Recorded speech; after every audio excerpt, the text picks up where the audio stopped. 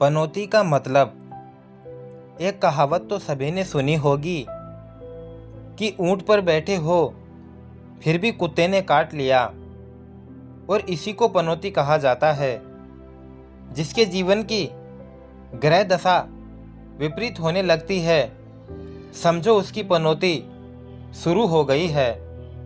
पनौती को समझाने के लिए एक जबरदस्त कहानी की रचना की गई है और मुझे पूरी उम्मीद है कि यह कहानी आपको भरपूर मनोरंजन प्रदान करेगी। एक गांव में हरलाल नाम का एक किसान रहता था। उसकी गिनती गांव के जमींदारों में होती थी। उसके पास कई एकड़ पुश्तैनी जमीन थी जिसमें वह खेती किया करता था। लेकिन वह इतना अभागा था कि उसकी खेती हर साल बर्बाद हो जाती थी। वह जो भी फसल सोच समझ कर के बोता, उसमें कुछ न कुछ कमी रह जाती। और तो और हरलाल जिस किसी व्यक्ति के खेत में जाकर खड़ा होता तो खेत के उस हिस्से में कोई फसल नहीं होती थी। गांव के ज़्यादातर लोग उसे पनौती समझते थे। कोई भी उसके पास खड़ा होना पसंद नहीं करता था। वह जिसके साथ होता उसके सारे काम बिगड़ने लगते। हरलाल अपनी बुरी किस्मत से परेशान था। वह अपने आप को कोसता रहता। पनौती के चलते 2 बार उसकी शादी टूट चुकी थी, जिसके बाद उसने दोबारा फिर कभी शादी नहीं की। भले ही हरलाल की फसल हर साल बर्बाद हो जाती थी, लेकिन वह खेती करना नहीं छोड़ता था। इस साल मौसम विभाग के अनुसार जोरदार बारिश होने की उम्मीद थी, जिसके चलते गांव के लोगों में खेती को लेकर डर बना हुआ था। सभी को लग रहा था कहीं ऐसा न हो कि हमारी फसलें बर्बाद हो जाएं।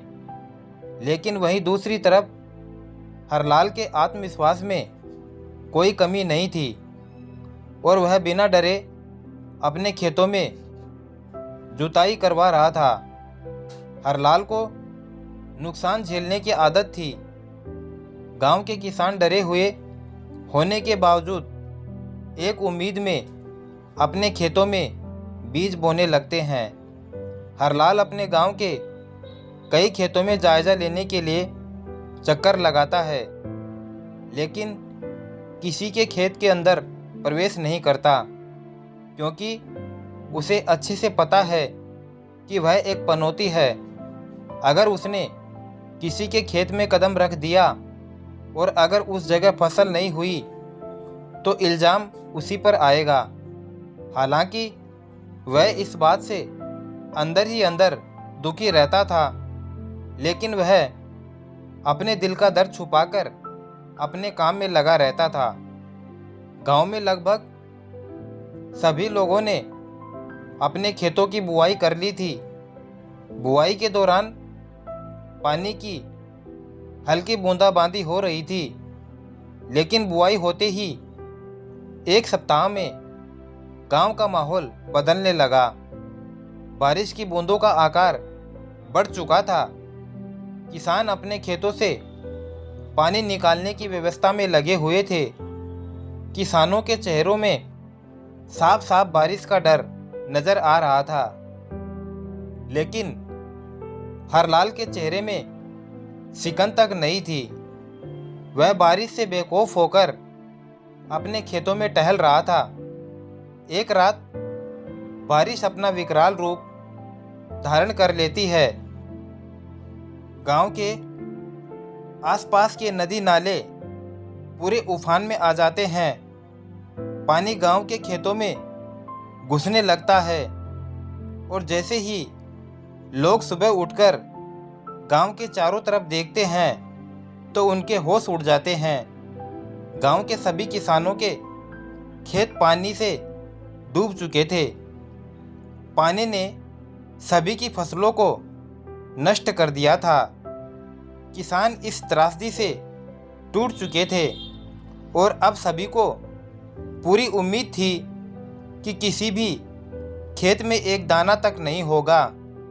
और कुछ हफ्ते गुजरने के बाद वही हुआ जिसका गांव वालों को डर था।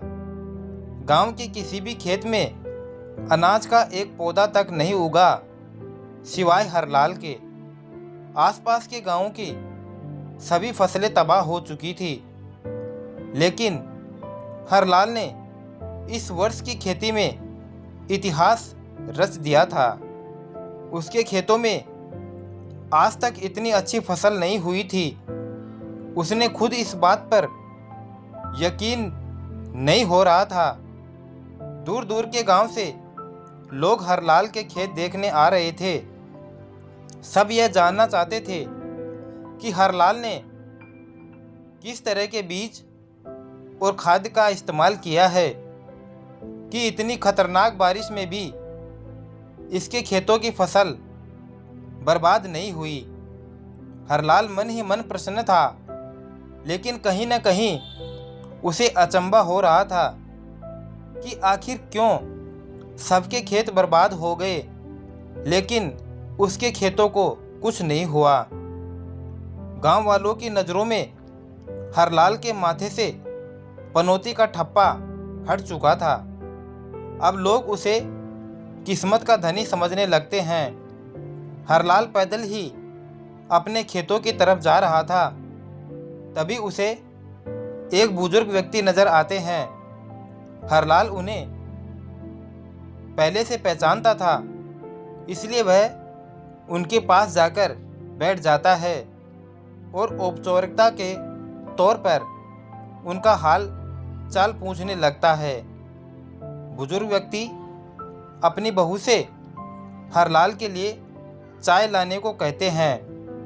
हरलाल चाय पीने को मना कर देता है और कहता है, अरे बाबूजी, अभी खेत जाना है, फिर थोड़ा शहर का भी काम है। यहाँ से गुजर रहा था, इसलिए सोचा आपके पास थोड़ा बैठ लूँ, तो आ गया। तभी एक गाय हरलाल के पास आकर खड़ी हो जाती है। उस गाय को देखते ही बुजुर्ग व्यक्ति का पूरा परिवार बाहर निकल आता है। सभी हरलाल की तरफ आश्चर्य भरी निगाहों से देख रहे होते हैं, क्योंकि कुछ ऐसा चमत्कार हो चुका था जिसकी इस परिवार ने कभी कल्पना भी नहीं की थी। यह गाय मरने की हालत में थी और पिछले एक हफ्ते से उसने कुछ भी नहीं खाया था। उसके अंदर इतनी भी शक्ति नहीं थी कि वह अपना सर ऊपर उठा सके, लेकिन वह हरलाल के पास चलते हुए आई थी।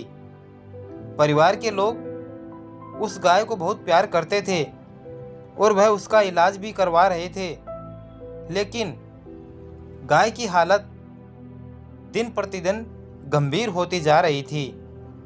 लेकिन आज जो हुआ, उसने हरलाल को सबकी नज़रों में एक फरिश्ता बना दिया था। धीरे धीरे गांव में यह बात फैल जाती है कि हरलाल के आने से बिगड़े हुए काम भी बन जाते हैं। जैसे ही हरलाल को पता चलता है कि लोग उसे अब चमत्कारी व्यक्ति समझने लगे हैं, उसे अपनी कुंडली में संशय उत्पन्न होता है और वह एक प्रसिद्ध ज्योतिषी के पास अपनी कुंडली लेकर पहुंच जाता है। ज्योतिष आचार्य हरलाल की कुंडली देखते ही मुस्कुराने लगते हैं। ज्योतिषी बहुत ज्ञानी थे और वह हरलाल के ग्रहों और नक्षत्रों से उसके साथ हो रहे चमत्कार को देख लेते हैं। वह हरलाल से कहते हैं, तुम्हारा कुंडली योग कह रहा है कि तुम किसी भी व्यक्ति के बिगड़े हुए काम बना सकते हो, लेकिन उन्हीं ग्रहों का दुष्परिणाम यह भी है कि तुम्हारी वजह से लोगों के बने हुए काम भी बिगड़ सकते हैं। और यह तुम्हारी मौजूदगी पर आधारित है। अर्थात यदि तुम किसी के अच्छे कार्य में जाओगे तो उस कार्य के खराब होने के आसार बनेंगे, लेकिन यदि किसी समस्या या तकलीफ में फंसे व्यक्ति के पास तुम उपस्थित हुए तो उसके जीवन में सकारात्मक बदलाव होंगे और यही तुम्हारी किस्मत है। अब तुम्हें ही तय करना होगा कि तुम अच्छे कार्यों के लिए पनौती बनोगे या बुरे कार्यों के लिए चुनौती। दरअसल ज्योतिषाचार्य का कहने का आशय यह था कि हरलाल को लोगों के अच्छे कार्यों में जाने से बचना चाहिए और जो लोग परेशानियों से गुजर रहे हैं समय निकालकर उनके पास जरूर जाना चाहिए। और यही हरलाल के जीवन का सर्वश्रेष्ठ उद्देश्य हो सकता है, तभी उसे मन की शांति मिलेगी। हरलाल ज्योतिषी की बात समझ गया और अब वह अपनी जिंदगी का लक्ष्य लोगों की मदद करने को बना लेता है। हरलाल अपने सभी काम करने के लिए नौकर रख लेता है और अपने खेतों में जाना बंद कर देता है। गांव में जिस भी किसी व्यक्ति के खेत बंजर हो चुके थे वह फिर से अपने खेतों में बुआई शुरू कर देते हैं और हरलाल को अपने खेतों में चलने को कहते हैं और लोगों का यह टोटका काम भी आने लगा। देखते ही देखते हरलाल दूर दूर के गांवों में प्रसिद्ध होता गया। लोग दूर दूर से उसके पास अपनी समस्या लेकर पहुंचने लगते हैं और वह लोगों की समस्याओं का निराकरण अपनी क्षमता के हिसाब से कर देता है। अपने आप को पहचानने की वजह से हरलाल का श्राप ही उसके लिए वरदान बन चुका था। हरलाल लोगों के सेवा में अपना जीवन समर्पित कर देता है और इसी के साथ कहानी का आखिरी पन्ना बंद हो जाता है।